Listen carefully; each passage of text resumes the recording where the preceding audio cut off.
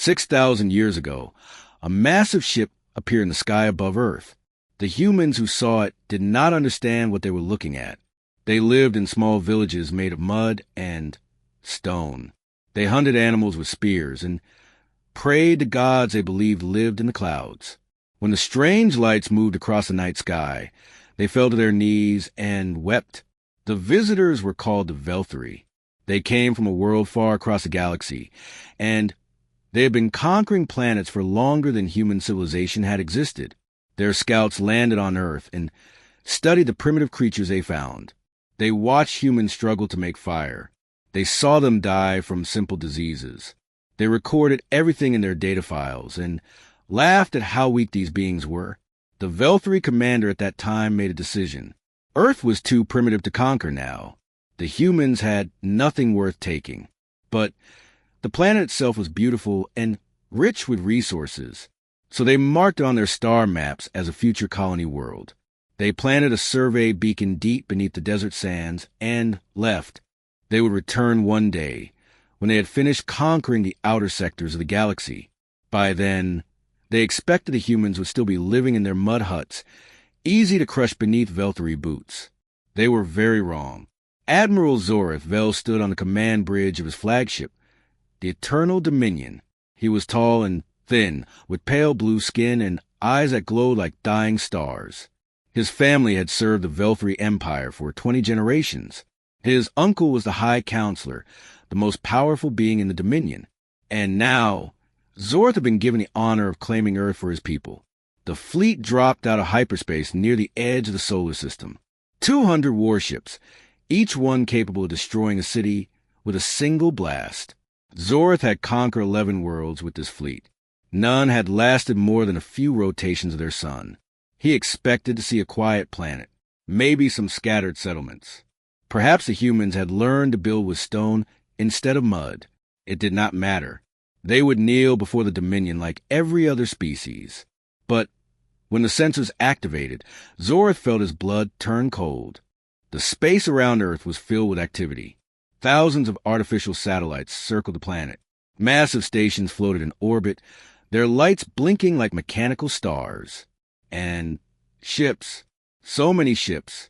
Human vessels patrolled the solar system in organized formations, their hulls gleaming with technology that looked nothing like what the ancient survey had described. Zorith stared at the display screen. This was impossible. No species had ever advanced this quickly. The Velthari had visited hundreds of primitive worlds, and none of them had changed much over thousands of years. Yet these humans had gone from mud huts to starships in 6,000 years. His second-in-command, Subcommander Lyris, stepped forward. She was younger than Zorith, with sharp features and a calm voice that never showed fear. She studied the sensor data with narrow eyes. "Admiral," she said quietly, "these readings must be wrong. The survey indicated a pre-industrial species. This civilization appears to be advanced." Zorith did not respond. He was still trying to understand what he was seeing. On Earth, the arrival of the Velthari fleet did not go unnoticed. Deep beneath the Rocky Mountains, in a bunker that had been built 200 years ago for exactly this moment, alarms began to sound. Secretary of Defense Laura Mitchell was the first to receive the report. She was a woman in her 60s with gray hair and steady hands. She had spent her entire career preparing for threats that most people believed would never come. Now, the greatest threat in human history had just appeared in their solar system, and she felt strangely calm. She picked up the phone and called President Daniel Carter. The president was in his office when the call came. He was a tall man with kind eyes and a voice that made people trust him. When Laura told him what the sensors had detected, he did not panic. He did not shout. He simply took a deep breath and said, "So they finally came back." Humanity had known this day would come. 230 years ago, a team of archaeologists had discovered something strange buried beneath the Sahara Desert. It was a Velthari survey beacon, still transmitting data after 6,000 years. Human scientists had spent decades studying it. They learned about the Velthari. They learned about their empire. And they learned that one day the conquerors would return to claim Earth. So humanity prepared. They put aside their differences. They stopped fighting among themselves and focused on a single goal: survival. They built ships. They developed weapons. They created technologies that would have seemed like magic to their ancestors. And they waited. General Sam Reyes commanded Earth's unified defense forces. He was a soldier who had never lost a battle, not because he was lucky, but because he never stopped thinking. When he received word of the alien fleet, he smiled. The Velthri broadcast their message across all frequencies. Admiral Zorthvel's voice echoed through every speaker on Earth. "People of Earth," the Admiral said, "I am Admiral Zorthvel of the Velthri Dominion. Your world has been marked for conquest. You will surrender immediately. Resistance is not advised. Any attempt to fight will result in your complete destruction. You have one rotation of your planet to respond." The message ended. Silence filled the command centers around the world. Everyone waited for humanity's answer. General Sam Reyes walked to the communications console. He pressed a button to broadcast his response. His voice was calm, almost friendly. "Admiral Vel," Sam said, "we received your ancestor survey report a long time ago. We found the beacon they left behind. We've been expecting you for over 2 centuries. There was a pause. Then Sam continued, and there was something in his voice that sounded almost like amusement. "Take your time getting here. We're ready." In the command bridge of the Eternal Dominion, Admiral Zorthvel heard the human's words. He did not understand why, but for the first time in his long military career, he felt something he had never felt before. He felt doubt. The war for Earth was about to begin, but it would not be the easy conquest the Velthri had expected. Humanity had spent 6,000 years evolving, adapting, and preparing. They had survived ice ages and plagues and wars that nearly destroyed them. They had stared into the abyss of extinction and refused to fall. And now, they were about to show the galaxy what happens when you underestimate humanity. Admiral Zorthvel did not believe in fear. He had conquered 11 worlds. He had watched civilizations crumble beneath his fleet's firepower. He had accepted the surrender of kings and emperors who had ruled for centuries. The humans were just another primitive species with loud words and empty threats. Or so he told himself.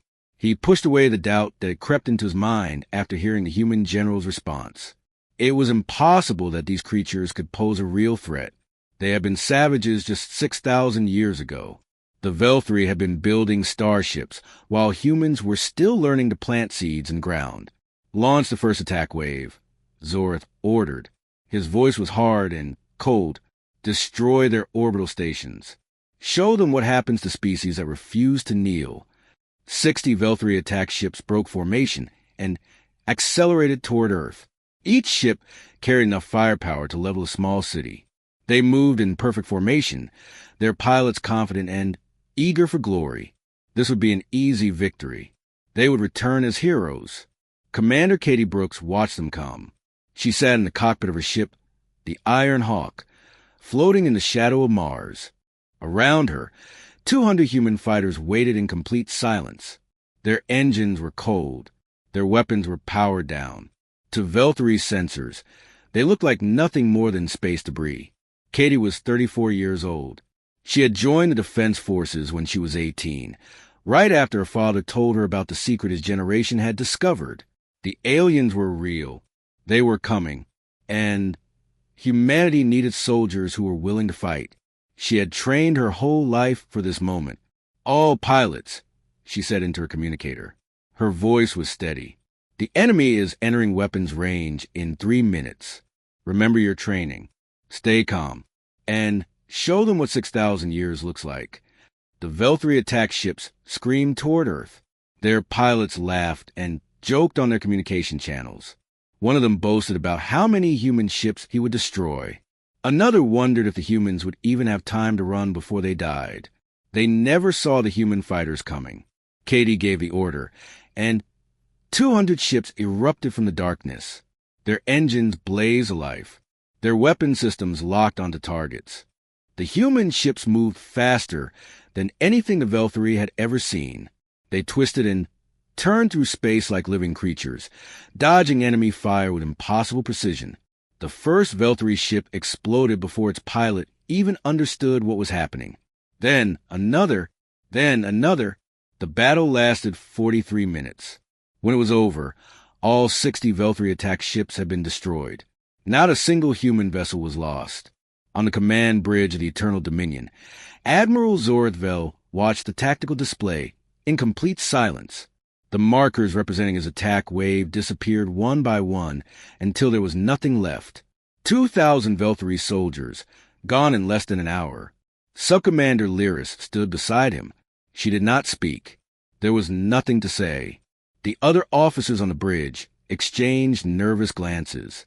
Some of them had served with Zorth for decades. They had never seen him lose a battle. They had never seen the Dominion lose anything. The Veltri were conquerors. They did not lose. But they had just lost. How is this possible? Zorth finally said. His voice was barely a whisper. Their technology, their tactics, this cannot be real. Lyris studied the sensor data carefully. Their ships appear to use an advanced form of propulsion we have not encountered before. Their weapon systems adapt in real time to our defensive measures. And their pilots. She paused, searching for the right words. Their pilots fight as if they have been preparing for this battle their entire lives. Zorth turned to look at her. That is exactly what they have been doing, he said slowly. The realization hit him like a physical blow. They knew we were coming. They had been preparing for generations. On Earth, the news of the victory spread quickly. People gathered in the streets, cheering and crying and holding each other. For 200 years, they had lived with the knowledge that aliens would one day come to conquer them. They had sacrificed so much to prepare. And now, their sacrifices had paid off. In the Global Defense Research Institute, Dr. Ben Harper watched the battle data stream across his monitors. He was a thin man with tired eyes and messy hair. He had spent his entire career studying the Veltri technology recovered from the ancient beacon. He had helped design the weapons that had just destroyed the enemy attack wave. His colleague, Dr. Maria Santos, stood beside him. She was younger than Ben, with dark hair and a sharp mind.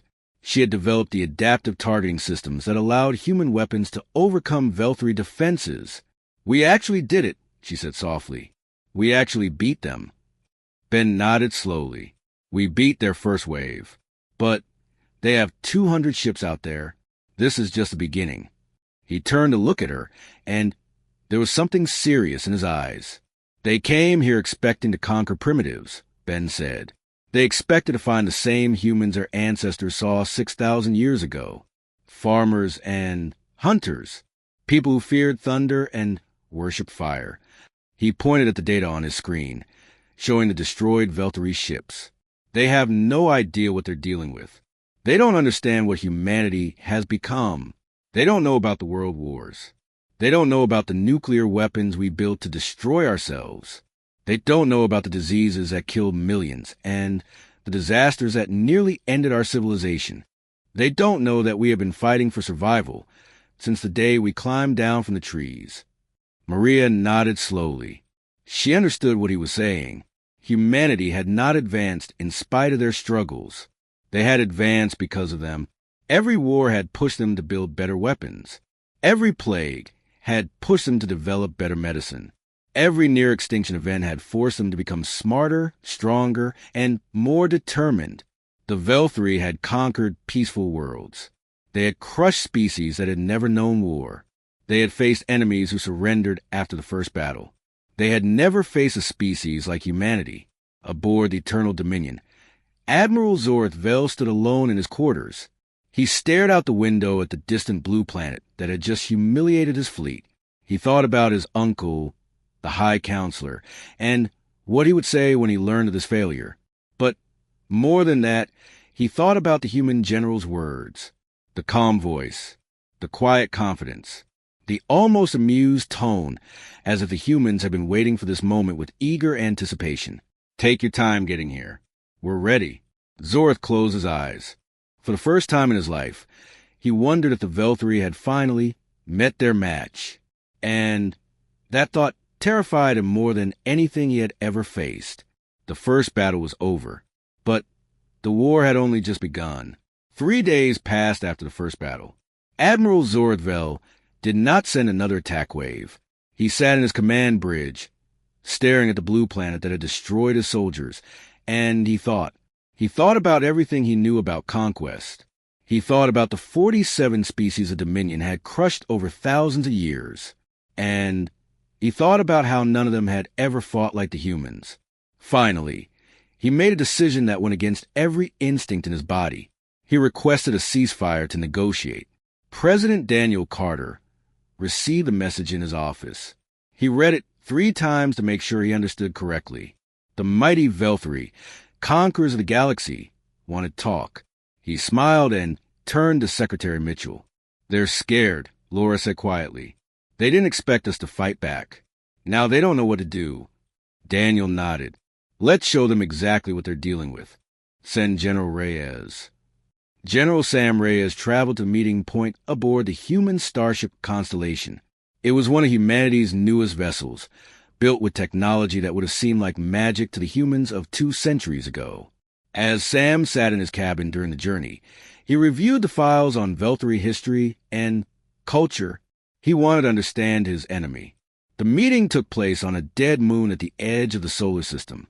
There was no air, no life, nothing but gray rock and eternal silence. A temporary structure had been built to allow both sides to breathe and talk. It was a place where 2 civilizations would finally face each other as equals. Admiral Zorthvel entered first. He was accompanied by Subcommander Lyris and 2 guards. He wore his finest uniform, covered in medals from his many conquests. His face showed no emotion, but his eyes betrayed his confusion. He did not understand these humans, and that bothered him deeply. General Sam Reyes entered from the opposite side. He wore a simple military uniform without decorations. Beside him walked Dr. Claire Lawson, the diplomatic attaché. She was a woman in her 50s with silver hair and calm eyes. She had studied alien cultures her entire life, preparing for the day humanity would finally meet other species. The 2 groups faced each other across a long table. For a moment, no one spoke. Then Zorth broke the silence. "I have conquered 11 worlds," he said. His voice was hard and proud. "I have watched civilizations that existed for 10,000 years fall before my fleet. I have never been defeated. And yet your primitive species destroyed 60 of my ships in less than an hour." He leaned forward, his eyes burning with frustration.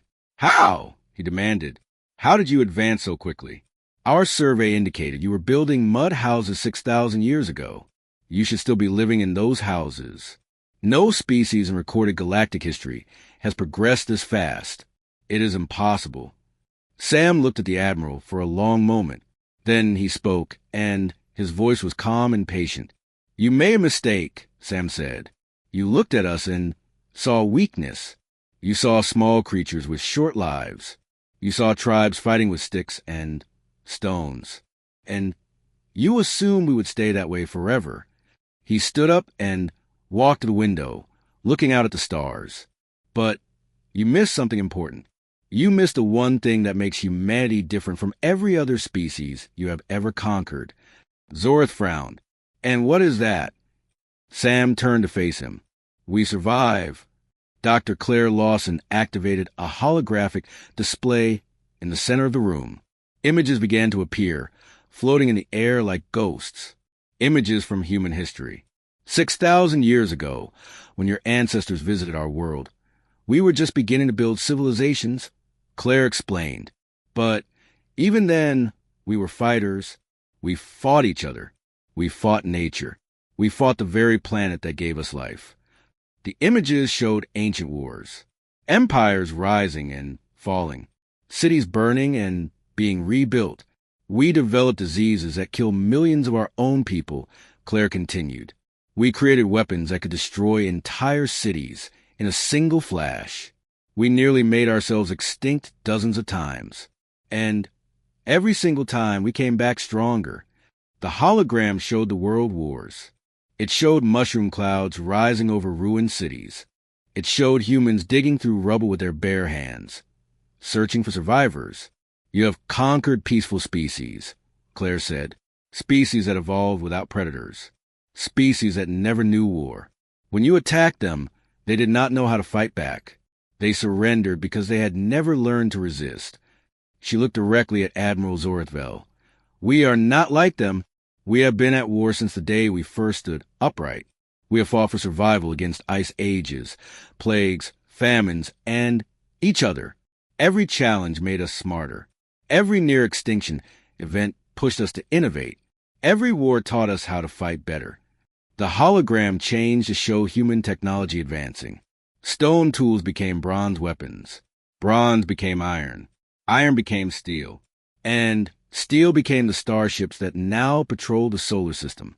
Your species conquered easy worlds, Sam said, returning to his seat. You never faced a predator that turned every disaster into fuel for advancement. You never met a species that had already survived everything the universe could throw at it. He leaned forward, and there was something almost gentle in his voice. We don't fear war, Admiral. We were forged by it. War is the fire that shaped us into what we are today. And when we found your ancestors' beacon 200 years ago, we didn't panic. We didn't despair. We simply added you to the list of challenges we needed to overcome. Admiral Zorthvel sat in silence. Subcommander Lyris watched the holographic display with wide eyes. She had never seen anything like this. No species in Dominion records had a history this violent. Most civilizations developed slowly, peacefully, building their cultures over hundreds of thousands of years. Humanity had done in 6,000 years what other species took 1,000,000 years to achieve. And they had done it because they had no choice.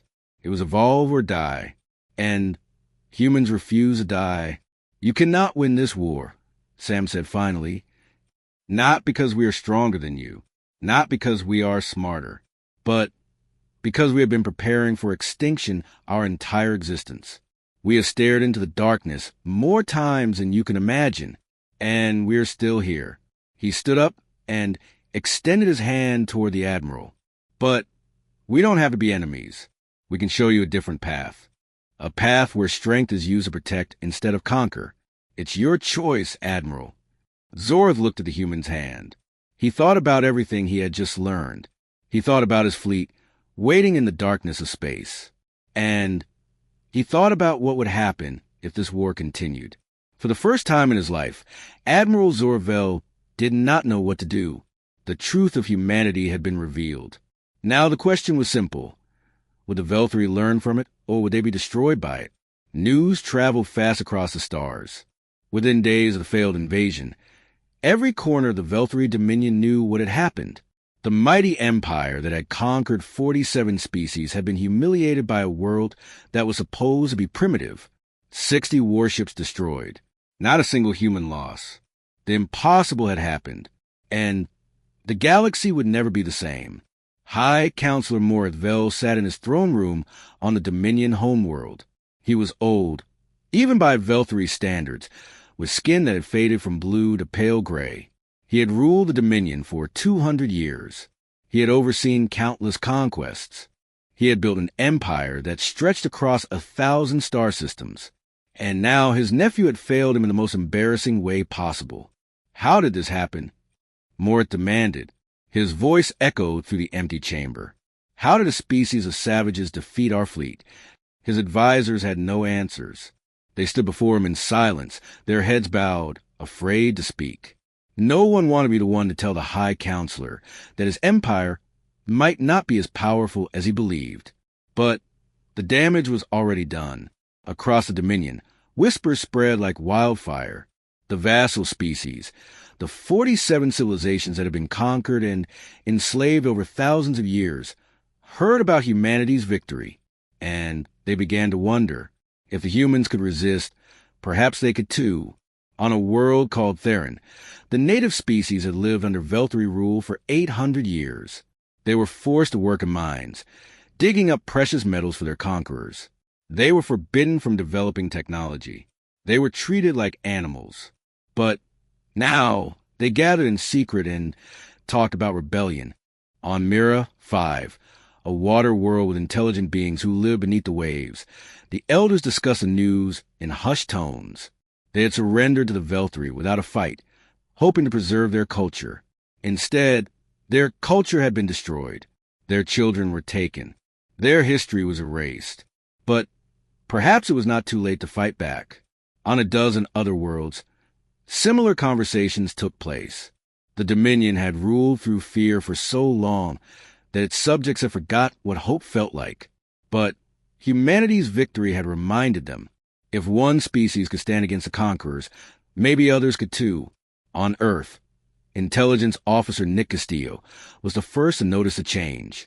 He worked in a secret facility deep beneath the Nevada desert, monitoring alien communications.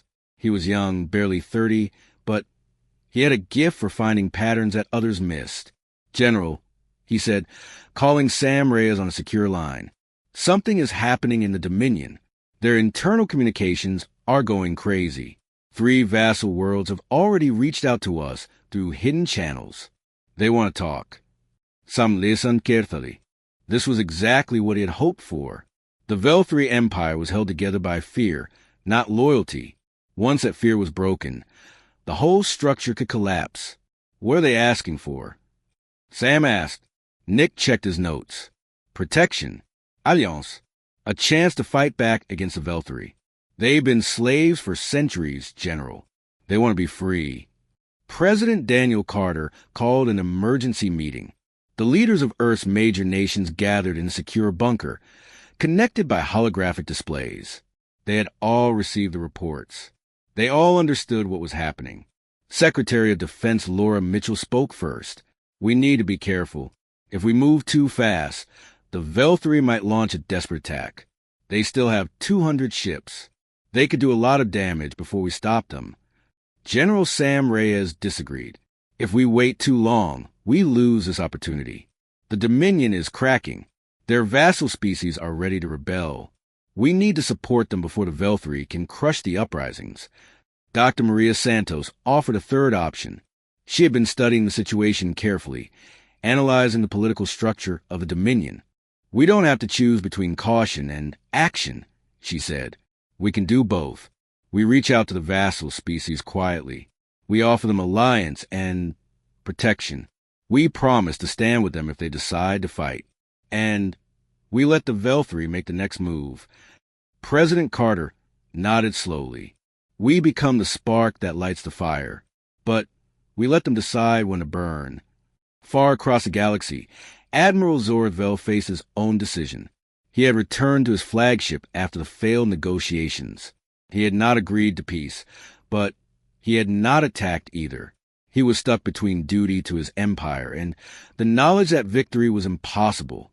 Subcommander Lyris found him standing alone in the observation deck, staring at the distant stars.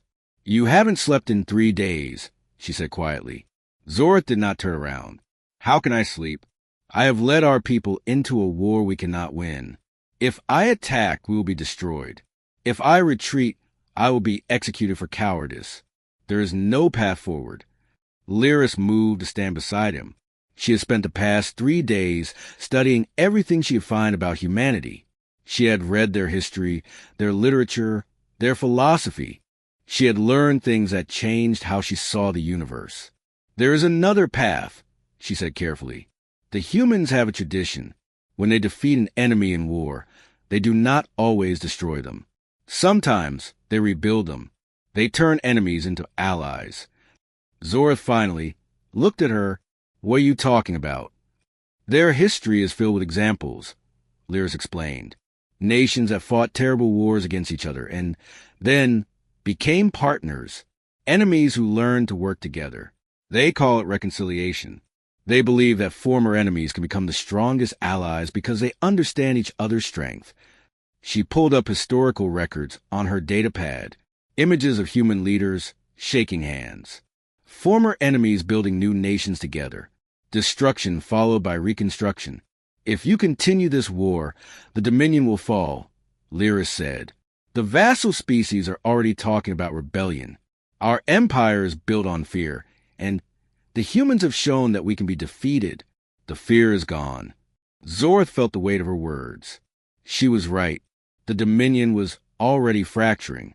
Even if he destroyed Earth, which now seemed impossible, the rebellion would still come. The empire his family had built over generations was collapsing, and there was nothing he could do to stop it. "What would you have me do?" he asked quietly. Lyris looked at him with steady eyes. "Choose a new path. Stand against the High Counselor. Side with the humans. Help build something better than what we have now." It was treason. It was a destruction of everything Zorth had ever believed in. But as he looked out at the stars, he realized that the old ways had already failed. The only question now was what would rise from the ashes. The Dominion was fracturing, and Admiral Zorthvel had to decide which side of history he wanted to be on. The Grand Assembly of the Velthri Dominion had not seen a gathering like this in 500 years. Representatives from all 47 vassal species had been summoned to the homeworld. They filled the massive chamber, hundreds of different beings from hundreds of different worlds, all watching and waiting to see what would happen next. High Counselor Morith Vel stood on the central platform, dressed in the ceremonial robes of his office. His face was hard with anger. He had called his assembly to reassert his power, to remind the vassal species that the Dominion was still strong, that the failure at Earth was just a temporary setback. But as he looked out at the gathered representatives, he saw something that disturbed him. He saw hope in their eyes. Hope that had not been there before. Hope that the humans had given them. "The Dominion has ruled this galaxy for 10,000 years, Morith began, his voice echoing through the chamber. "We have brought order to chaos. We have brought civilization to savages. We have built an empire that will last forever." He paused, letting his words sink in. The events at Earth were unfortunate, but they changed nothing. The humans will be conquered. Any species that thinks otherwise will be reminded of their place. The threat was clear. Morith was telling the vassal species that rebellion would be met with destruction. It was the same threat the Dominion had always used. It had always worked before. But not today. The doors of the chamber opened, and Admiral Zorthvel walked in. He was not supposed to be here. He had been ordered to remain with his fleet, preparing for another attack on Earth. His presence at the assembly was an act of direct defiance. Morris stared at his nephew with cold fury. "Admiral, you were not summoned." Zorth walked to the center of the chamber, ignoring the guards who moved to stop him. He stood before the gathered representatives and spoke in a voice that carried to every corner of the room. "I have come to tell the truth," Zorth said. "Something this assembly has not heard in a very long time." Morith's face darkened. "You will be silent. You will return to your ship. You will obey." "No," Sorat replied. He turned to face the vassal representatives, all the species who had been conquered and enslaved over thousands of years. "I led our fleet against the humans," he said. "I attacked them with 60 of our finest warships. I expected an easy victory. Instead, I witnessed something I never thought possible." He paused, making sure every being in the chamber was listening. "We lost. Completely. Not a single human ship was destroyed. Our entire attack wave was eliminated in less than an hour. The humans did not just defeat us. They showed us that everything we believed about our power was a lie." Whispers spread through the chamber. The vassal representatives looked at each other with growing excitement. The Velthri guards gripped their weapons nervously. Morith stepped forward. "Arrest him. He speaks treason." But before the guards could move, Zorth continued. "I have studied the humans since that battle," he said. "I have learned their history. They are a species that has survived everything. Ice ages, diseases, wars that killed millions of their own people. They nearly destroyed themselves dozens of times, and each time they came back stronger." He pointed at Morith. "The Dominion has ruled through fear for 10,000 years. But fear only works when you're the strongest. The humans have proven that we are not. And if we continue this war, we will not just lose. We will be erased from history." The chamber erupted in noise. Vassal representatives shouted in support. Velthri officials demanded silence. Guards moved toward Zorth, but Subcommander Lyris stepped in front of them, her weapon drawn. "Listen to him," she commanded. "He is trying to save all of us." In that moment, everything changed. The first vassal representative to stand was from Theron, the mining world. He was a tall being with rough gray skin, scarred from years of forced labor. "We stand with the Admiral," he declared. Another representative stood. Then another. Within minutes, half the chamber was on their feet, declaring their support for Zorth and their rejection of the High Counselor's rule. Moravell watched his empire crumble before his eyes. The fear that had held everything together for 10,000 years was gone. And without fear, the Dominion was nothing. 6 months later, the Treaty of Seoul was signed in Geneva on Earth. It was the largest gathering of different species in galactic history. Representatives from 47 worlds stood alongside human leaders, all of them united by a single purpose: building a new future. Admiral Zoravell, no longer an admiral but now a diplomat, shook hands with General Sam Reyes on the steps of the new coalition headquarters. Cameras captured the moment, broadcasting it across the galaxy. A former conqueror and a former enemy, standing together as partners. President Daniel Carter addressed the crowd, and the billions watching on screens across 1,000 worlds. 6,000 years ago, visitors came to our world, he said. They looked at us and saw primitives. They saw weakness. They saw a species not worth conquering. They were wrong. He paused, looking out at the diverse assembly before him. They underestimated what humanity could become. They did not understand that every challenge we faced made us stronger. They did not know that we had been fighting for survival since the day our species was born. His voice grew stronger. But we are not here to celebrate our victory. We are here to build something new. An alliance of species who believe in freedom. A coalition that will protect the weak instead of conquering them. A galaxy where no one is to live in fear. The crowd cheered. Humans and aliens stood side by side, united by hope. Far above Earth, Commander Katie Brooks watched from the observation deck of her ship. She thought about her father, who had told her about the aliens when she was just a teenager. She thought about all the generations who had prepared for this moment without ever knowing if it would come. They had been ready. Humanity had spent 6,000 years becoming something the Velthari could never have imagined. Not just a species that survived, but one that could change the course of galactic history. Katie smiled as she watched the celebration below.